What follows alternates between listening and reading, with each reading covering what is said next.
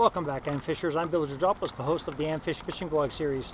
As you can see, I've got a little bit of rain here, an overcast day, so it's unexpected. It's supposed to be sunny, but it's turned into a little bit of rain. So I thought I'd take advantage of this and do a video on fishing in the rain. So this is a very light rain, no major pressure changes of any kind. The water is very calm. So I've been out here maybe 30 minutes and it wasn't raining, and it started to rain. There's just, like I said, a few minor rain clouds, no storm clouds.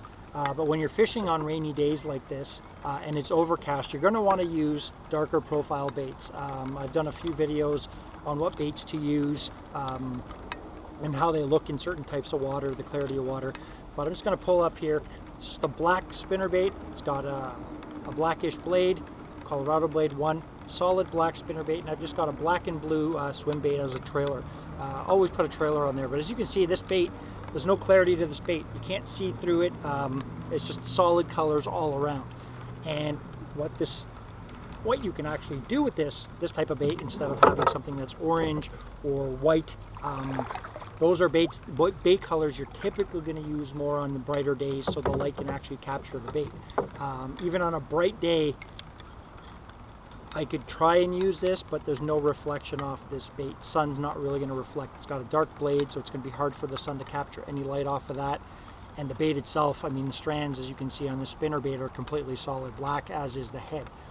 So on these darker days like this, when you go to a darker color, the profile of this, the fish are going to be able to see this bait moving through the water. Low light, darker colors. Again, casting this out, I know it looks black, and and someone might say, well, how's a fish going to see that in the water? Well, there's very low light in the water and low light penetrating into the water.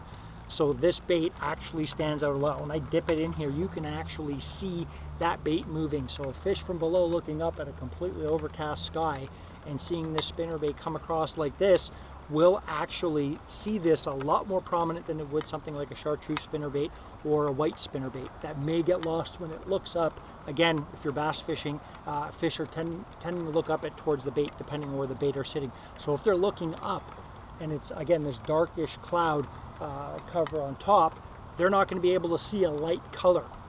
So that's where you go to these darker colors. But another little strategy as well on these light rain days like this is to go completely topwater. Throw some frogs, maybe a popper, little items like that. As soon as the rain starts, try some topwater, because you can get some of those aggressive fish, maybe even a shallow running crankbait or a twitch bait of some sort. But they seem to be on this black spinnerbait right now. I've caught a few around this bay, and that's why I thought I'd take an opportunity. It's not that you can ask for rain when you're out here, so I got to take it when it's here. But try those darker colors. It may be a dark gray, a dark brown, maybe even a dark blue, something where you can't see through, something that's not transparent. So a white is going to catch a lot of sun. If this was chartreuse, obviously it's not going to be a solid chartreuse, so the light will be able to go through. But you can't use those that much on these really dark days. I've tried them. I've actually proven this theory wrong and used a chartreuse bait on several overcast days and caught fish. So I'm not saying just try this. I'm saying try this when the day does go grayish on you like this. The water's calm. It's a good opportunity to catch some fish on that dark bite. When they stop hitting this and stop hitting dark colors in general, that's where you can probably try a chartreuse, maybe even a solid white bait. So I hope you found this video helpful. I'm going to get back here because I've had a good bite come along this stretch, and catch me at my next video blogs. Thanks for tuning in, guys.